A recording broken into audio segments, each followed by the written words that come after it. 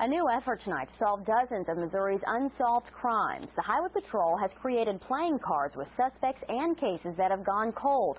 Those cards are now being passed out in prisons and jails. KSPR's Emily Rittman starts out by showing us the Ace of Spades.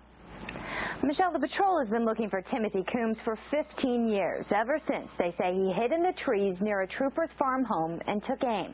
With this new effort to find him, the family of Coombs' victim hopes the search for a sniper-style shooter will end. Bobbie and Kay Harper were teenage sweethearts. After they married, Bobbie landed his ideal job as a highway patrol trooper. The couple lived in their rural dream farm home.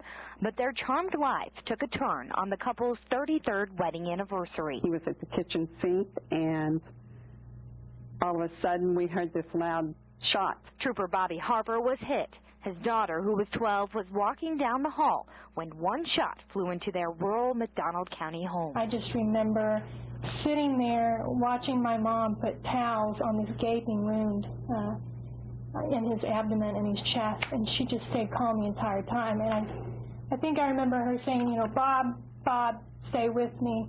Stay with me. Bob did stay. He survived a gunshot wound to his recently transplanted liver. He had quite a struggle with infections and all. Harper survived for 1 year and 6 months. He died from a congenital heart defect in 1996. His family tries to remember the man, not his unsolved shooting. It would just light up the room. Big blue eyes that my sister got. I didn't get those. The family struggled to move forward, but hoped Harper's comrades could solve his case even after his death. Investigators narrowed the suspects down to this man, Timothy Coombs. Coombs had many aliases as a member of an extremist religious group which rejected any form of government oversight, including driver's license and Social Security numbers. He did some target practice on his property, and they matched bullets from that target practice, the shots that were fired that evening, and that was a substantial lead. In this picture, you can see boot prints on Harper's clothes. This was the day Harper and his sergeant arrested Coombs leader Robert Joes. Investigators believe Coombs targeted Harper because of the arrest.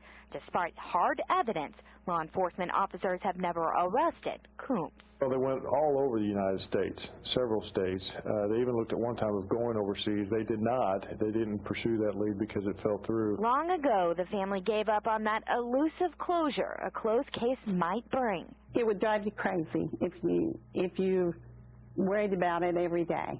And, you know, we just put it in God's hands. Investigators believe Coombs' fringe religious friends are keeping him free. He's deep inside this extremist community. He's probably changed his looks extremely.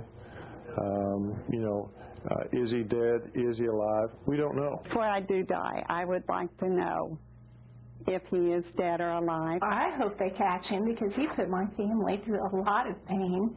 He shot a man in such a cowardly manner in front of his family, in front of a 12-year-old girl and his wife. If he's still alive somewhere, I think he should go through the justice system. At one point, investigators thought Coombs was dead. They tested the remains of an unidentified, badly burned body in Georgia, but it was not a DNA match to Coombs. The FBI is offering a $100,000 reward for information that leads to Coombs' arrest. Anyone with information can anonymously contact the Missouri State Highway Patrol at the number on your screen. Covering cold cases, Emily Rittman, KSPR News.